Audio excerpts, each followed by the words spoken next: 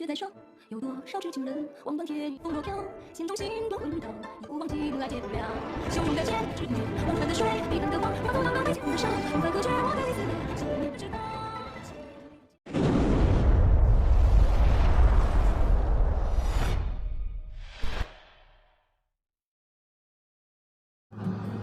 अरे यार, कितना मेहनत करती हूँ लेकिन तुम सब्सक्राइब करना भूल जाते हो। याद से सब्सक्राइब कर दिया करो, ओनली फॉर मोटिवेशन। एपिसोड की शुरुआत में हम वही सीन देखते हैं जब सैनी घुटनों पर बैठ जाते हैं। चू कहती है, अगर तुम ऐसा करोगे तो मैं मुसीबत में पड़ जाऊंगी। तभी हैन माँ बोलकर बुलाती है। चू पलट कर देखती है। हैन, तुम यहाँ क्यों आई? क्या तुम्हारा पॉइजन हट गया? हैन कहती है, टेंशन मत लो माँ, मैं ठीक हूँ। हमने यहाँ पर आने का प्लान किया था आपको ढूंढने से पहले। मैन उन सैनिकों के सामने आकर ग्रीट करता है, फिर कहता है, मैं जूनियर मैन फेंगलू हूँ और एक टूम रेडर भी। सभी सैनिक खड़े हो जाते हैं फट से और अपने वेपन पकड़ लेते हैं। वुहुन भी उठता है और कहता है, तो तुम ही हो मैन फेंगलू जिसने तनिको टूम को कब्जे में करके टाउन ऑफ द टूम किंग को चैलेंज किया है? मैन स्टाइल में, हाँ मैं ही हूँ। वुहुन कहता है, तुम लकी थे उस दिन, मैं वहाँ नहीं था, बट भाग्य ने आज हमें फिर मिला दिया। अब तुम्हारा लक साथ नहीं देगा। मैन कहता है, तुम मिसेस चू से ना लड़कर अपने ऑर्डर वॉयलेट करोगे और अपनी जान खतरे में डाल दोगे। I am impressed. इधर वुहुन अपना वेपन पकड़ लेता है। मैन कहता है, मैं टैलेंटेड तो नहीं हूँ, तब भी मैं मिसेस चू की जगह लड़ूंगा। फिर वुहुन वार करते हुए कहता है, तो फिर मरने के लिए तैयार हो जाओ। और स्टार्ट हो जाती है फाइट।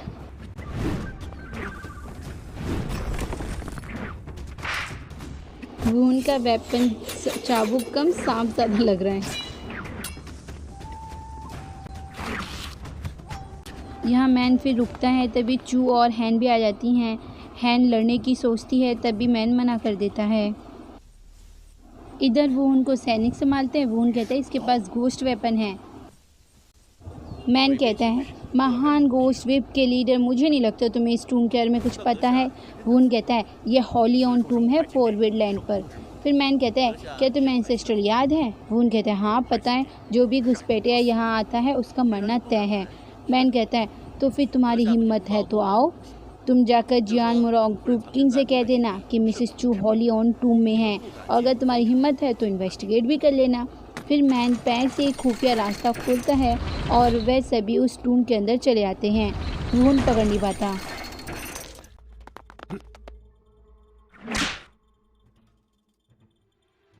दूसरी तरफ शियाओ के पापा आते हैं, जो शियाओ को आवाज़ लगाते हैं। फादर कहते हैं, मेरी प्यारी बच्ची, पापा तुम्हें देखने के लिए तरस गए। शियाओ भागकर गले लगती हैं। शियाओ कहती है, मैं भी मिस कर रही थी आपको। फिर फादर बहुत खुश होते हुए झूमने लगते हैं। फादर कहते हैं, पापा को जी भर कर देखने दो मेरी बच्ची, तुम अब भी वैसी हो, लेकिन तुम कितनी पतली हो गई। ग्रैंडपा चिढ़ाते हुए, क्यों ना हो पतली, उस घटिया मकबरे में जो कैद थी कुछ खाने पीने को दिया भी होगा। फिर मुंह फेर लेते हैं। फिर फादर आकर ग्रैंडपा के सामने झुकते हैं। पिताजी, मैं अपनी गलती मानता हूँ। ग्रैंडपा कहते हैं, तुमसे तो मैं बाद में निपटता हूँ, बैठो और खाना खाओ। फिर शियाओ को बुलाते हैं, बेटा अपने ग्रैंडपा को उस मकबरे के बारे में बताओ। शियाओ आकर बैठ जाती है और फादर भी आकर बैठते हैं। फिर कहते हैं, लगता है यहाँ पर मेहमान आया है। शियाओ घबरा जाती है। ग्रैंडपा कहते हैं, कोई नहीं आया, ये सब तो शियाओ के लिए बनाया है, देखो इन चबाए हुए हड्डियों को, कोई भी कह सकता है ये कितनी भूखी थी। शियाओ कहती, हाँ मैंने खाए हैं। ग्रैंडपा पीछे खड़े सर्वेंट से कहता है, खड़े क्यों, हमारे लिए नया खाने का टेबल लगाओ। सिक्यू जो नौकर की एक्टिंग कर रहा है वह कहता है, जी मास्टर। फिर जाने लगता है। फादर कहते हैं, रुको, मैंने तो इसे कभी नहीं देखा। ग्रैंडपा हड़बड़ाते हुए, कल ही इसे हायर किया है, मैं तुमसे एग्री नहीं हूँ। फादर कहता है, मैं समझा नहीं पिताजी। ग्रैंडपा फिर सिक्यू को डांटते हुए, तुम क्यों खड़े हो, जाओ खाना लाओ। सिक्यू वहाँ से चला जाता है। फादर को अब भी शक है। सिक्यू दरवाज़ा लगाकर फटाफट जाने लगता है। अचानक यूकिन से टक्कर हो जाती है। फिर वे आपस में लड़ने लगते हैं।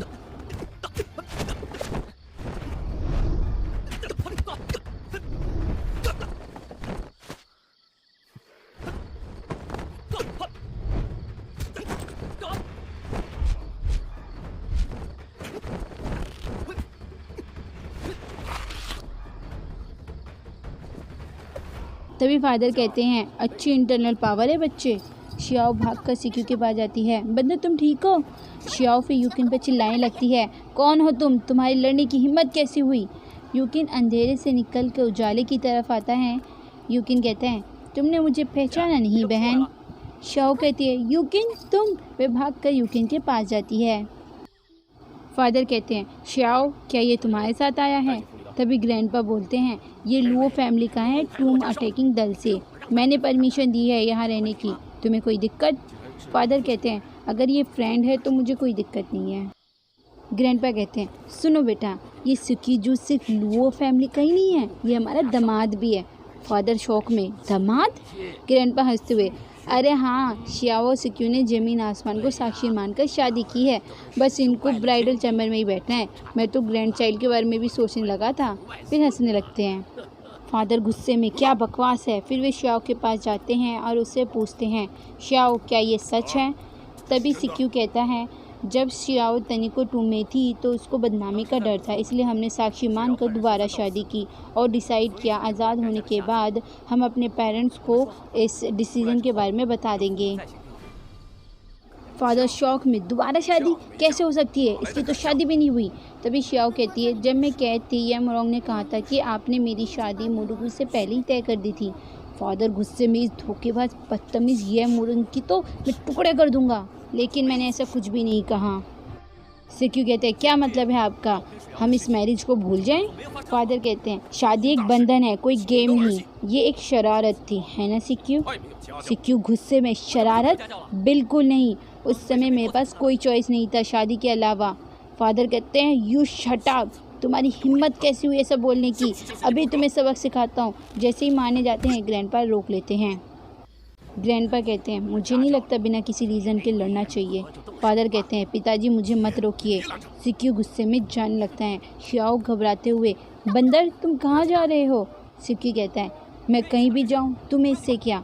शियाओ सिक्यू के पीछे जाने लगती है। तभी फादर कहते हैं, शियाओ अगर एक कदम भी और बढ़ाया मैं तुम्हारी टांगें तोड़ दूंगा। शियाओ इमोशनली, पापा प्लीज़। दूसरी तरफ टूम किंग का पैलेस देखते हैं। सेक्रेटरी साकुरा के बाल संवारती है और साकुरा अपने आप को निहार रही होती है। तभी वहाँ पर ये मोरोंग आता है। सेक्रेटरी उठने वाली होती है, यह मोरोंग इशारे से मना कर देता है। साकुरा पूछती है, यह मोरोंग अनजेन बिल्डिंग कब जाएंगे? सेक्रेटरी कहती है, वे दोपहर को निकलेंगे। तभी साकुरा कहती है, तो हम पहले निकलेंगे, किसी को बताना मत। सेक्रेटरी कहती है, ओके, हम भी जाएंगे तो क्यों ना हम यंग मास्टर के साथ ही चलते हैं। साकुरा कहती है, ऑर्डर को वापस लेने के बाद ही यह मोरोंग का रेपुटेशन वापस आएगा। मैं बस चुपके से मदद करना चाहती हूँ ताकि सारा क्रेडिट उसको मिले। तुम भी किसी को बताना मत। सेक्रेटरी कहती है, मैं समझ गई। यह मोरोंग कहता है, मैंने पहले ही लोगों को भेज दिया। साकुरा उठकर खड़ी हो जाती है।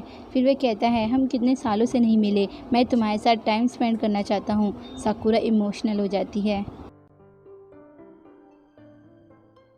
इधर हम मैन, हैन और चू को देखते हैं जो मकबरे के अंदर हैं। मैन कहता है, ये रास्ता होली ऑन टूम से हैमन जू तक है।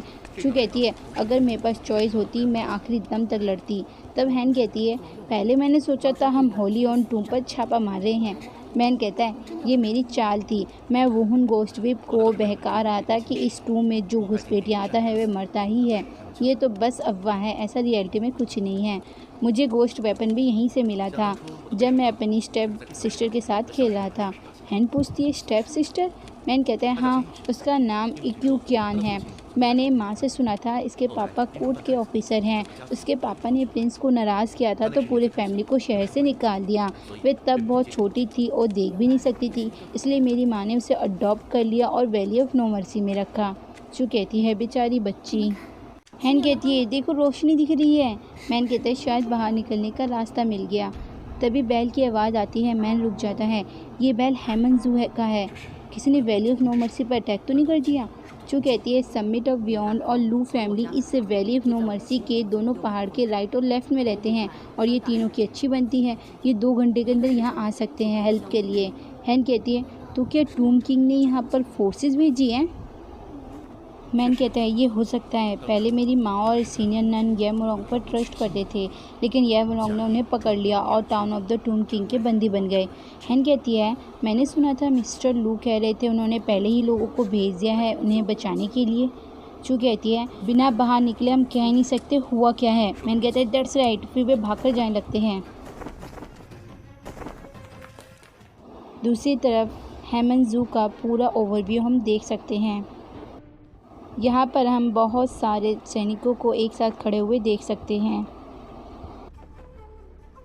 तालाब की दूसरी तरफ एक लेडी जो तलवार लिए खड़ी होती है। यही है एक यूकियान, बहुत ही ज़्यादा खूबसूरत और ब्लाइंड भी। तभी एक लीडर आगे आकर कहता है अनबिलीव इट, सीनियर नन जैसी स्किल इस लड़की के पास भी है। फिर कहता है क्या मैं तुम्हारा नाम जान सकता हूँ लेडी। यहीं पर एपिसोड का होता है दी एंड।